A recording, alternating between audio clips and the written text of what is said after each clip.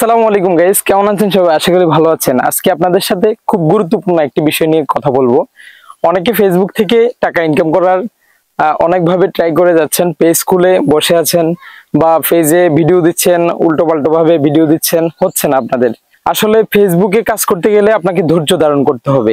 আমি আপনাদেরকে আজকে ছোট্ট করে এই ভিডিওতে বোঝানোর চেষ্টা করব ফেসবুকে আপনি নতুন একটি পেজ খুলে কিভাবে কাজ করবেন। প্রথমত আপনি পেজটি ক্রিয়েট করার পর আপনার ফেসবুক আইডিতে অর্থাৎ আপনার মাদার আইডিতে আপনি যে আপনি এখন বর্তমানে যে আইডিতে ইউজ করতেছেন সেই আইডিটিতে যে পিকচারগুলো ইউজ করেছেন সেই পিকচারগুলো আপনার নতুন পেজে আপনি দিতে পারবেন না। আপনাকে সম্পূর্ণ নতুনভাবে নতুন ছবি তুলে সেটি আপনার প্রোফাইলে এবং কি নতুন কভার পিকচার আপনাকে দিতে হবে। তো বিষয়টি আশা করি বুঝতে পেরেছেন। তো আপনাদেরকে প্রত্যেকদিন প্রথমত নতুন পেজ ক্রিয়েট করার পরে আপনারা প্রত্যেকদিন একটি করে এক সপ্তাহ একটি করে ভিডিও আপনাদেরকে পেজে আপলোড করতে হবে। দ্বিতীয়ত এক সপ্তাহ পর আপনারা টানা 30 দিন প্রত্যেকদিন দুটি করে ভিডিও আপনারা ফেসবুকে রিলস অথবা বড় ভিডিও আপনারা আপলোড করতে হবে।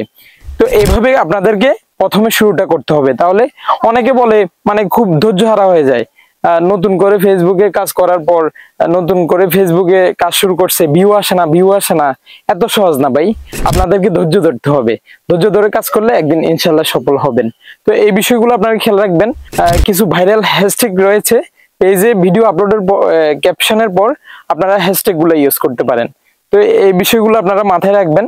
তো ইনশাল্লাহ যদি আপনারা সুন্দরভাবে সঠিকভাবে গাইডলাইন ফলো করে কাজ করেন তাহলে আপনারা ইনশাল্লাহ সফল হবেন। আরো একটা বিষয় আপনাদেরকে জানিয়ে রাখি, আমি কথা বলছি আমার ব্যাকগ্রাউন্ডে একটা মিউজিক বাজতেছে, এই সাউন্ড মিউজিক নিয়ে যদি আপনারা কাজ করেন তাহলে আপনারা সফল হবেন না। এই বিষয়টি আপনাদেরকে খেয়াল রাখতে হবে। তো আশা করি আপনারা বুঝতে পেরেছেন। আমার সঙ্গে এতক্ষণ থাকার জন্য আপনাদের সবাইকে ধন্যবাদ। আশা করি ভালো লেগেছে ভিডিওটি।